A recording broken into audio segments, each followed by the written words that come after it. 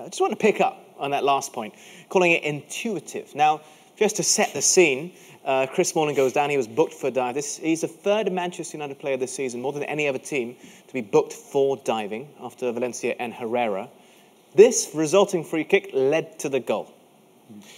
So what's your assessment of it? Was it a dive? Was it not a dive? We're about to see it as well.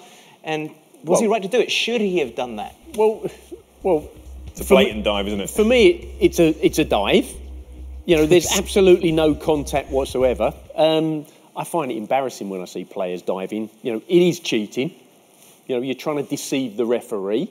And if there is no contact, then it's blatant cheating. And for it to be a defender, John Joe Shelby doesn't even attempt to play the ball. It's not. Sometimes, if a player has a swing and there's a slight bit of contact, and you're expecting to get kicked, you're jumping out the way of it, and then you get a little bit of contact, and you make the most of it.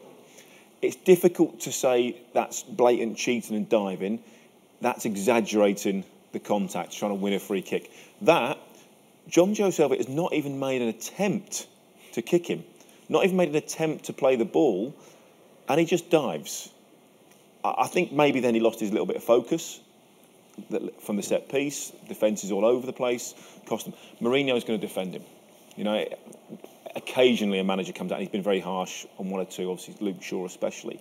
But generally, managers will try and defend their players and their team. Interesting. I mean, I don't want to hark on again about diving after the conversation we had literally this time last week. But leading up to the North London derby, Mauricio Pochettino had a say about diving. And he seemed to be more okay with it. Obviously, Dele Alli was at the whole centre of it, and Harry Kane and Eric Lamela from the Liverpool game, so I guess he would support his players. But he seemed to come across like, no, you know what, in England it's not acceptable. But where I come from, it's a little bit more acceptable. It's almost encouraged, because you're in football, you're trying to trick your opponents. Yeah. And if you're diving, you are tricking an opponent. You're tricking a referee. I think possibly he used the word trick in amongst all that, and that could have been misinterpreted. Because, you know, if I'm trying to beat a player, I try to trick him with exactly that, a step over, a clever piece of play. I try to trick an opponent to get past him. You could view diving as a trick, per se. No, I don't think he was using it in that way. No, you're trying to entice somebody in to kick you, so then you've got an opportunity to win a penalty or win a free kick. That's not... Gary's right, that's a different... You're not trying to cheat. You're not trying to trick the referee by diving. Yeah. If I entice you in and you swing a leg and it kicks me, I go down, that's fine. I have no issues with that.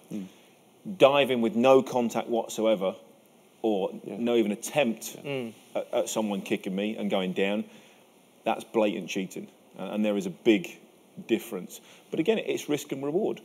While there is only a yellow card for it, players will still take that risk. As a manager, I mean, let's just say it's a cup final, player goes down. Michael Owen did it, 2002 World Cup, throws himself to the floor. Did we complain? No. Do you know who brought him down? Yeah, Pochettino. Yeah. Ironically. No, but we didn't complain. You know, if it happens in a big game and it's on for your team, you go, well, yeah, maybe he shouldn't have done it, but we'll take it.